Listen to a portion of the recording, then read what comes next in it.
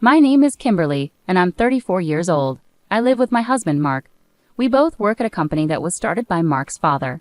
Even though he's retired now, Mark's father grew a small construction company into a business worth $2.5 billion. He made some bold decisions, like buying other construction companies, and people admire his great business skills. Mark took over the company after his father retired. He grew up being gentle and a bit spoiled. While Mark is kind, I sometimes think he's not decisive enough to be a good husband and company leader. Mark has said things like, "I'm not meant to be an executive, so I'll probably just be a figurehead president." That would be easier for me. He doesn't seem serious about running the company. We've been married for 5 years, but recently, I've been unhappy with Mark's lack of drive. Unlike my husband, I believe I can make decisions well. When my father-in-law was active in the company, he seemed to value that about me and gave me important responsibilities. Before I married Mark, I worked at a bank, so numbers and finances have always been a big part of my work life. After getting married, I planned to be a full-time homemaker, but my father-in-law asked me to join the construction company. Once I started working there, my father-in-law included me in high-level meetings where we discussed how to manage the company. At first, other executives were surprised to see me there because I'm the founder's daughter-in-law, but they started to respect my opinions as I contributed thoughtful ideas. Mark, who was also an executive, never attended these meetings, and everyone, including my father-in-law, seemed fine with that. When I got home from these meetings, I'd often find Mark relaxing and watching TV.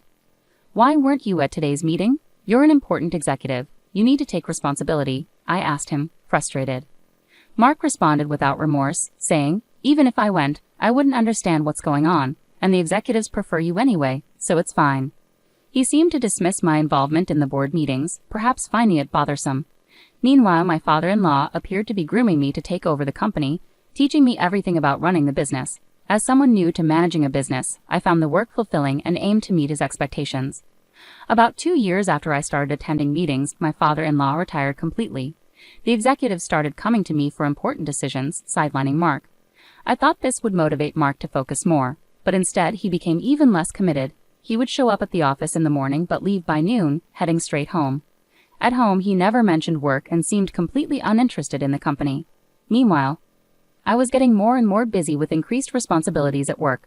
After my father-in-law retired, the executives started relying on me heavily, and I was handling tasks similar to those of a CEO. The company was large, with many employees, and I worked hard to boost sales and profits for everyone's benefit. Thanks to the efforts of our team, sales were rising, and I found managing the company increasingly exciting, fully immersed in my work.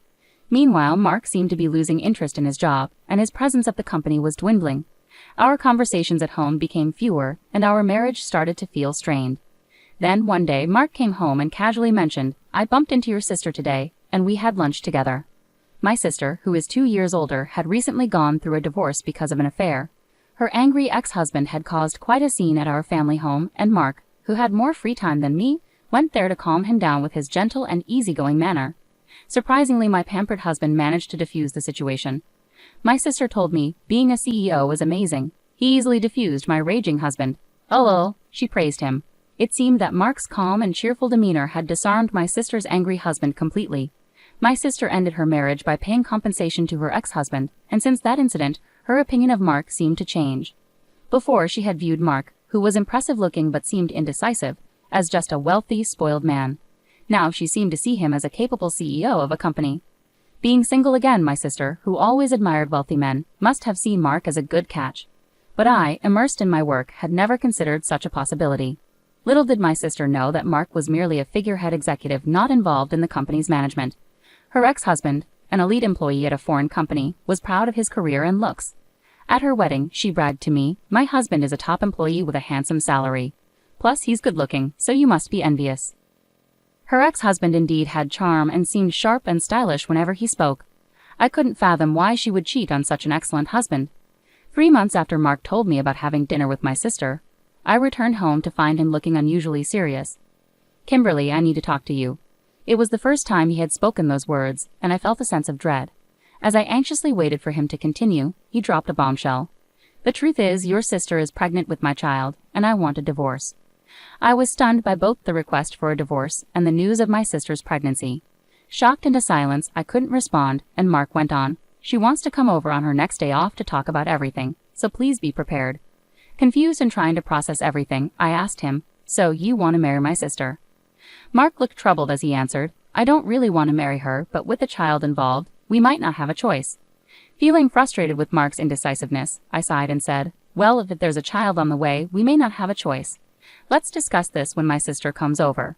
Seeing that talking to Mark wasn't getting us anywhere, I decided I would meet with my sister directly to figure things out. I had already decided to pursue a divorce, but I knew I needed to discuss the company's affairs with my father-in-law first. Despite being involved in the company as his daughter-in-law, divorcing would make me an outsider. The next day, I went to my in-law's house and told my father-in-law what Mark had told me. My mother-in-law, who was there, initially seemed pleased about the pregnancy news, but fell silent when my father-in-law gave her a stern look. It appeared she cared more about having a grandchild than the company's management. After some thought, my father-in-law smiled and said, Kimberly, you will continue to manage the company as you have been. Mark's situation is irrelevant to me. I'll handle it, so do what you think is best with him. Clearly, the company's management mattered more to my father-in-law than his son or a grandchild. Even though he was retired, my father-in-law still held sway in the company, and with the majority of the company's shares under his control, no executives dared to defy him. Besides, I found fulfillment in my work, so giving up now would have been a waste. With work matters settled, it was time to discuss the future with my sister. On her day off, my sister arrived at my house with a smug smile, saying, Poor Kimberly, you couldn't have a child. I'll compensate you generously. Haha, now leave this house immediately. She spoke triumphantly, looking pleased with herself. Meanwhile, my husband sat there quietly, not contributing to the conversation despite being the root cause of the problem. His indifferent expression frustrated me so much that I said, I agree to the divorce, but we also need to discuss compensation and divide our property. Let's bring in a lawyer to handle this properly. I never imagined you'd end up with someone like Mark. He doesn't compare to your ex. I added a touch of sarcasm as I spoke to my sister, who glared at me fiercely for a moment before regaining her composure. I finally get it. It's not about a man's appearance, it's about who he really is inside, she said, as if she had figured out my husband's true character.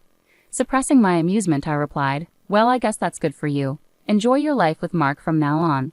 I suspected her idea of inner self might just mean money. She seemed to have believed my husband was the CEO of my father-in-law's company, though it was clear she hadn't heard much directly from him. After our discussion, my sister announced she was moving in and had movers ready. I had anticipated her impulsiveness and already arranged for a new apartment. With a lawyer by my side, I had prepared documents for property division and compensation claims. The next day after moving out, negotiations began. During the talks, my husband remained passive, seemingly uninvolved, while my sister did all the talking. As I've said, I'm willing to pay any amount for compensation, so just decide, my sister declared. Hearing this, my lawyer decided to pursue compensation not just from my husband, but also from my sister. Despite earlier warnings that getting compensation from her might be difficult due to previous obligations, my lawyer saw an opportunity since she had openly agreed to pay. When it came to dividing property, my sister confidently stated, This mansion originally belonged to Mark's family, so it shouldn't be included in the division, right? The lawyer responded calmly, This property is owned by the company, so that decision lies with the company. My husband, thinking it was his father's property, asked, Really? This house wasn't my dad's? He didn't seem surprised. In contrast, my sister panicked and snapped at the lawyer, Wait, so does that mean I can't live here? The lawyer replied matter-of-factly, Since it's company property, you can stay here if the company approves. My sister visibly relaxed upon hearing this. Okay, why didn't you say that earlier? It's fine because Mark, the CEO, lives here, right? She asked, assuming Mark held a high position. The lawyer was momentarily surprised, then burst into laughter. What are you talking about? Your sister is the CEO. The lawyer continued to laugh, looking at my sister, who seemed shocked by the revelation. She immediately turned to my husband, exclaiming, Wait, Mark, you're not the CEO. Instead of responding, my husband looked troubled. I clarified for her that Mark was just an advisor without any authority to act on behalf of the company. I, on the other hand, was an executive officer and had been promoted to CEO by my father-in-law when he retired. This decision was supported by other executives due to my contributions, and there were no objections. As for Mark, his father had arranged for him to receive an executive salary as an advisor, despite not actively working. Consequently, the salary was less than that of a regular employee, and I was covering all our living expenses. My husband seemed indifferent to our household finances, showing little concern whether the house we lived in belonged to the company or his father. I had been paying rent to my responsible father-in-law, thinking of it as a regular rental property. The lawyer, amused, asked me, Is it okay to continue renting this house to Mark? My sister reacted strongly to the mention of rent. What do you mean rent? He shouldn't have to pay rent. It's company property, right? He should live here for free. The lawyer chuckled again at my sister's remark and presented the rent amount. Both my sister and husband were taken aback upon learning about the rent for the first time. Given the size of the house, the rent was substantial, far beyond what I could afford on my salary alone. Even with my husband's salary, paying the rent would leave us with very little for living expenses. As for the division of property during our 5-year marriage, my husband's modest executive salary was spent entirely on daily expenses, while my higher salary went towards covering the hefty rent and other living costs, leaving little accumulated savings or property. Ultimately, we divided what little savings we had. After the lawyer left, my sister, who had expected to live in this grand mansion, looked visibly disappointed. Meanwhile, my husband, seemingly unaffected, continued to smile as usual. Frustrated, I suggested, "Your mom was happy about you having a child, so why don't you move back to your parents' house?" He agreed, but I couldn't help but laugh at why I was still being considerate towards my soon-to-be ex-husband. I started to worry about whether such an unreliable husband could responsibly raise a child, but I realized it was no longer my concern, so I left that decision to my sister. My sister seemed to have forgotten about her own compensation payment. I tried to clarify, "Sis, are you okay with the compensation payment? You were talking confidently, but you were still making payments to your ex-husband, right?" She looked surprised and seemed to snap out of her previous mindset. "Wait, do I have to pay compensation too?" My husband jumped in, seeming flustered, as if he hadn't been listening. "Even though we discussed this today, you said, 'I'll compensate you generously,' but you weren't talking about me, were you? My salary is really low." My husband and sister exchanged bewildered looks. Although I couldn't believe it, I had to hold back laughter watching their exchange. For my part, I no longer cared, as I had already finalized the divorce and compensation agreements with their signatures. However, my husband and sister appeared pitiful. My ex-husband, who had married my sister, followed my suggestion to return to his parents' home. Yet it seemed that they were constantly arguing. The root cause was the revelation that my sister's claim of being pregnant with my ex-husband's child was false. His mother, who had anticipated an heir, was furious. His father, who had never been fond of my sister for taking my ex-husband away from me, reportedly never spoke to her again. As for the compensation, my ex-husband's father paid his share in full. However, my sister pleaded with her father-in-law to cover her compensation too. He angrily retorted, "You have no right to call me father." Disappointed and empty-handed, my sister fled from my ex-husband's family home, and has been missing ever since. It seems she only remarried my ex-husband to avoid paying compensation. My ex-husband briefly considered reconciling with me, but his father sternly admonished him, saying, "You shouldn't even think about starting a family. You can't even take care of yourself."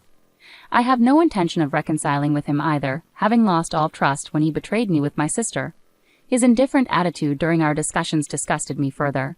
Subsequently, he was dismissed from his executive position, resigned, and now works as a temp. Meanwhile, I have continued as the CEO of my company and am content without thoughts of remarriage, as I find fulfillment in my work. Even after separating from my ex-husband, I maintain a close relationship with my father-in-law, seeking his counsel during challenging times. For now, I see myself married to my work, dedicated to the welfare of my employees.